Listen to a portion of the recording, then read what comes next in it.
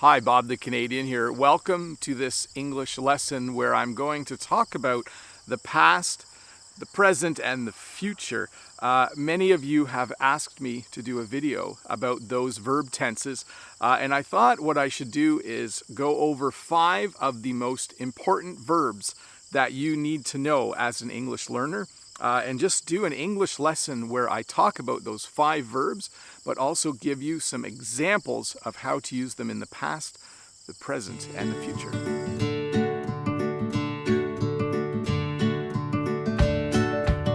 Hey, welcome to this video where we're going to look at the 5 most important verbs that you need to know as you learn English. But before we get started, if you are new here, don't forget to click that red subscribe button below.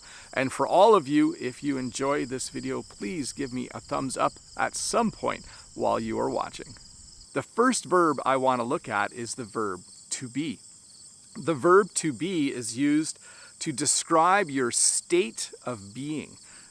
That's a kind of a complex definition, isn't it? But let's think about the verb to be, and let's think about being happy.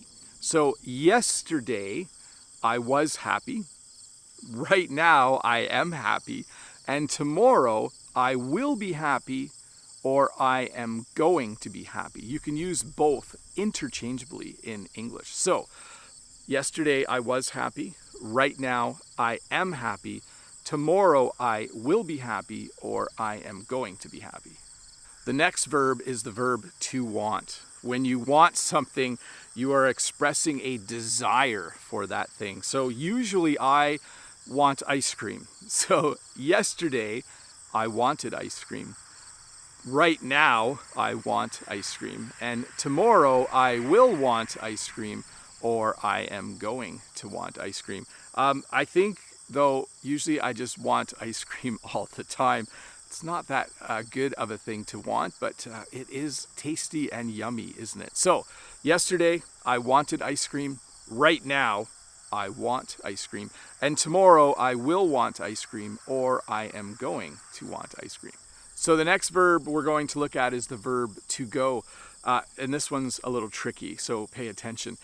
In the past tense, we would say, yesterday I went to the bank. The verb changes quite a bit when we put it in the past tense. So yesterday I went to the bank.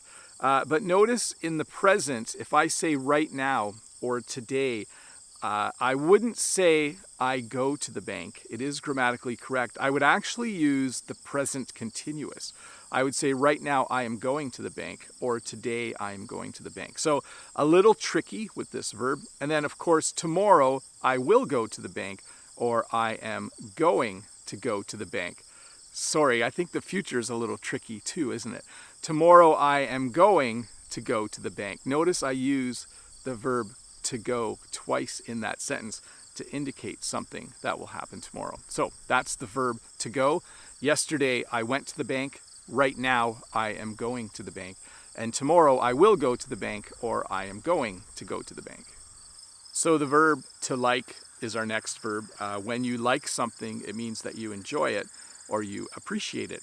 And we could say things like, yesterday I went to a movie and I liked the movie.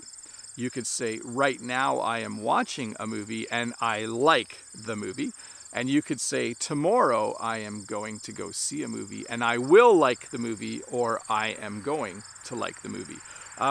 Oftentimes we use the word like in the present tense to talk about things we like in general.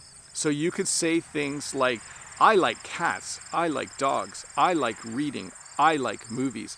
And these are great things to be able to say when you're starting to speak English. You want to be able to describe the things that you like. So this verb is super important because when you get into that first English conversation, you're going to want to be able to talk about the things that you like.